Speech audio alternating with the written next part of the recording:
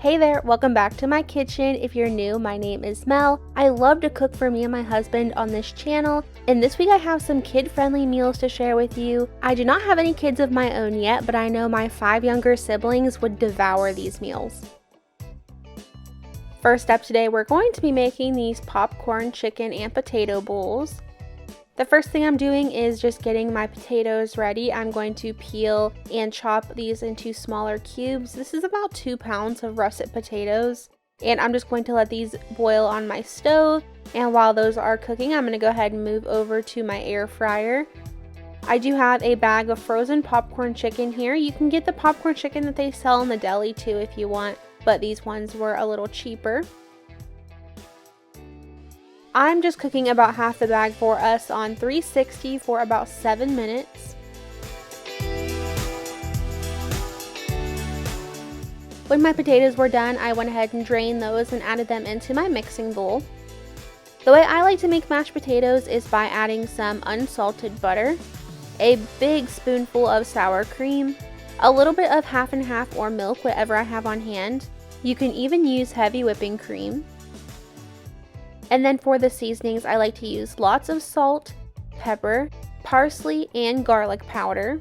I usually just add everything into my bowl, give it a really good mix, and then I taste it and see if it needs anything else. Usually it's just a little bit more seasoning that needs to go in.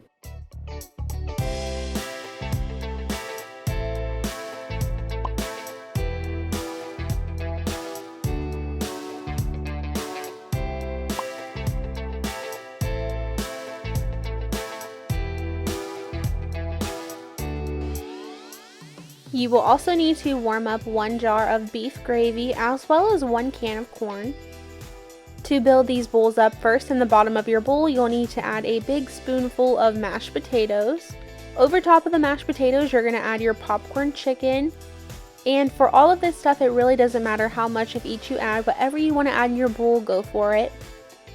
Over top of the chicken, we're going to add a nice big spoonful of our beef gravy. And then we're also going to top that with corn. Last but not least, we're going to add some shredded mild cheddar cheese over the top, and then this is what your finished bowl will look like.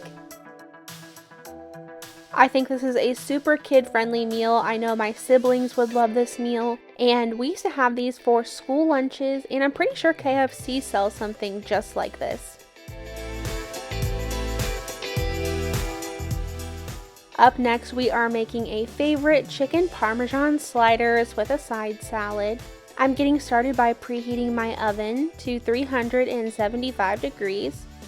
Next, I'm going to be taking these chicken nuggets and just cooking those up in my air fryer according to package directions.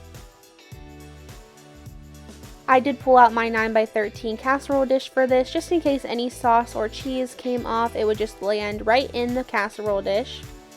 First, I just went ahead and removed the tops of my slider buns and set those aside for right now.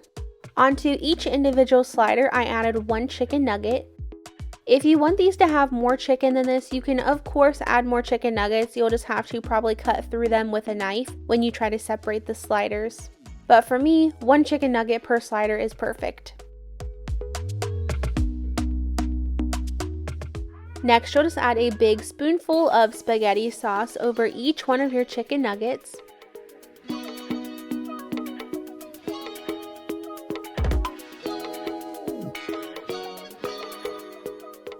And then you'll just need some shredded cheese to add over top. I'm using an Italian style blend today. You can also just use plain mozzarella if you want to. Either one will work just fine.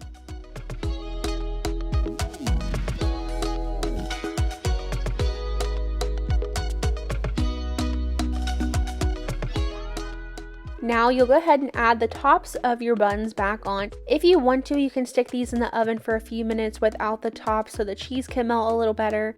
But it's not necessary. You don't have to do that step if you don't want to. In this little bowl, I have about 1.5 tablespoons of unsalted butter. I went ahead and melted that in the microwave. I'm just adding a few shakes of garlic salt to this, as well as a couple shakes of parsley. Be very careful with your garlic salt though. You can very easily over salt these and then they're kind of gross that way. So make sure you don't go too heavily on the garlic salt. If you are worried about adding too much salt, you can skip the garlic salt and just do garlic powder.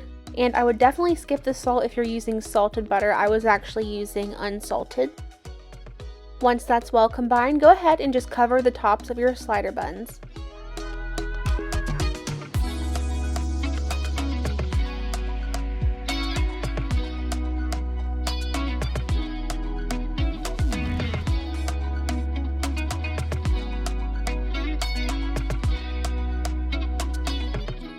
Now I'm just adding these into the oven for about 10 to 15 minutes until all my cheese has melted. Here's what my finished plate looked like. I had my sliders here, and then I went ahead and made a side salad for both of us with some lettuce. I believe I had bacon, a little bit of cheese, croutons, and some ranch dressing. Next, we're going to be making these super simple quesadillas. I'm starting by preheating my oven to 375. I'm going to start by getting some chicken cooked in the oven. If you don't want to cook chicken breast, you can also use some rotisserie chicken, but for me it's just cheaper to use chicken breast. I'm going to go ahead and season these up on both sides with a little bit of salt, pepper, and some onion powder.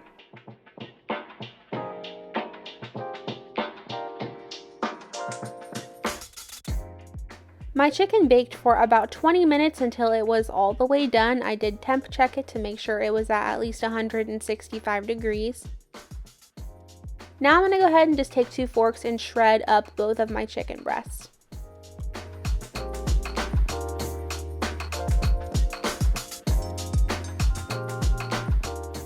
I'm now going to transfer my chicken over to a large bowl.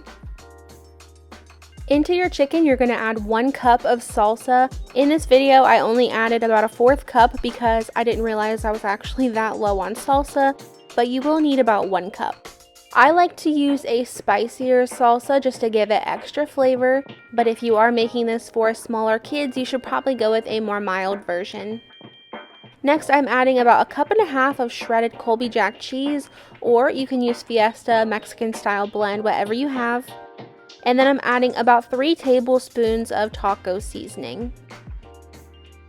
If you choose to bake your chicken at home instead of using a rotisserie style chicken, you can actually replace the salt, onion powder, and pepper with more taco seasoning if you'd like to.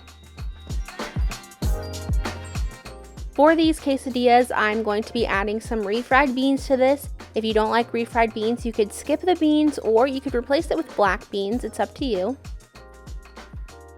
I just spread the refried beans on one side of the tortilla. Next, I'm adding a big spoonful of our chicken and cheese mixture.